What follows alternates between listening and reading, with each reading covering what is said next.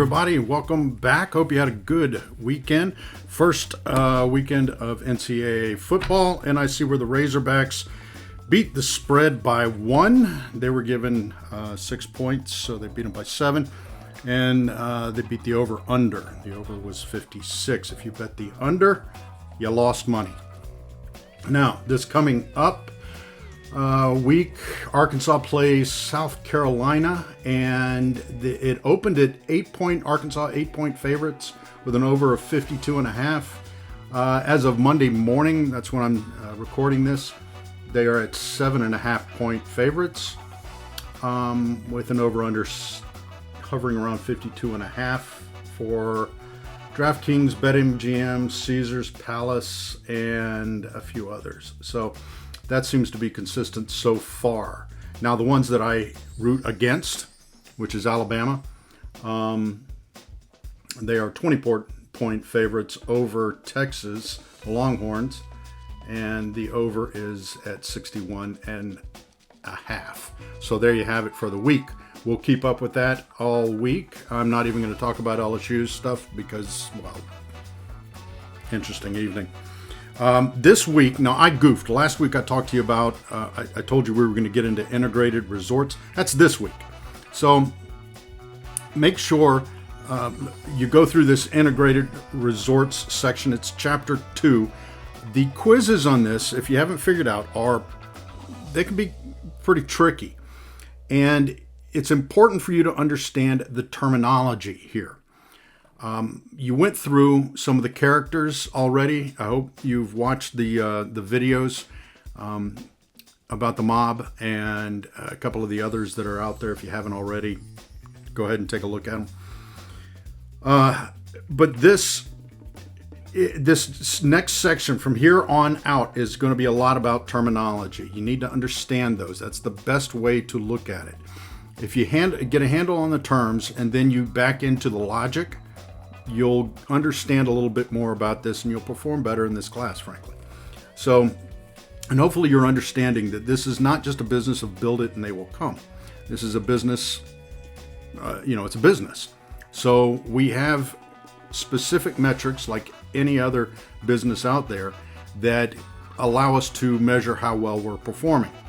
These integrated resorts, which is what I worked in my entire career, have revenue centers. Now, there's a philosophy, or there has been a philosophy of having loss leaders.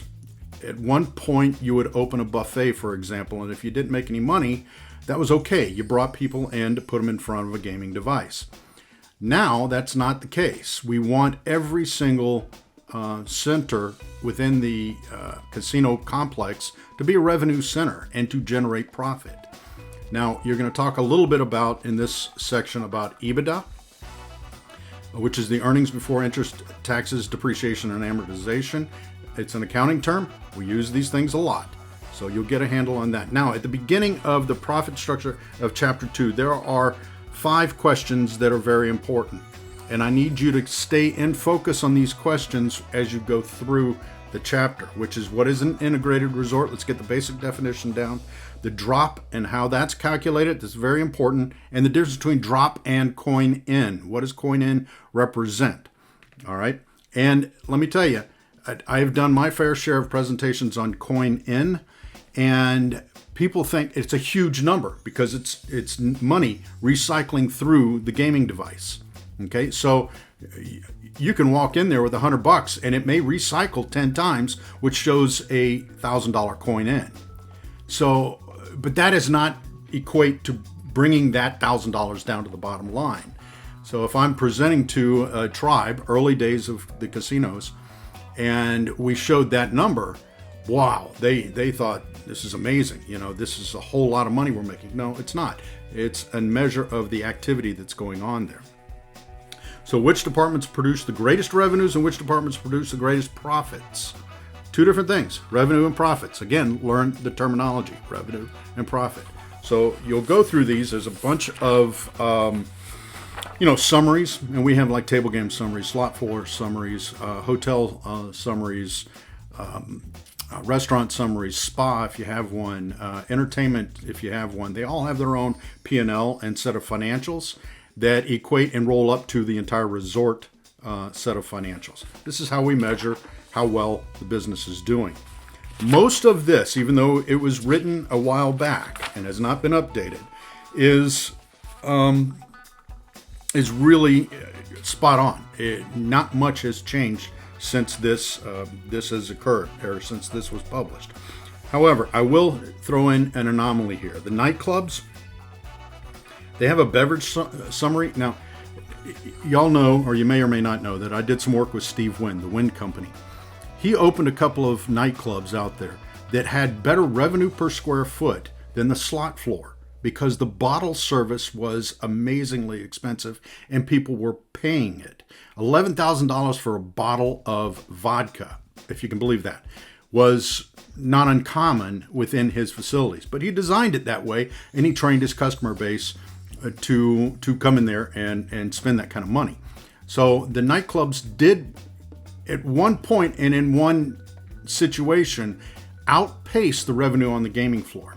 Okay, that was an anomaly, but it's worth noting. So anyhow, the mixes here, there's on, let's see, what page is it, 56? The mixes of showroom, table games, slots, hotel, and F&B of profit and revenue are pretty consistent now. You can use this number as a blanket statement across most of the resorts in Las Vegas and in the emerging gaming markets like the Gulf Coast of Mississippi and the Midwest. So that is applicable. Okay, these questions and exercises at the end here, if you want to really get a handle on this and do well in the quiz, go through these. You will probably, hint, hint, nudge, nudge, see this again. And specifically, the one that most people have the trouble with is number 2. Use the following data to compute the dollar value of a foreign gaming checks in the drop boxes.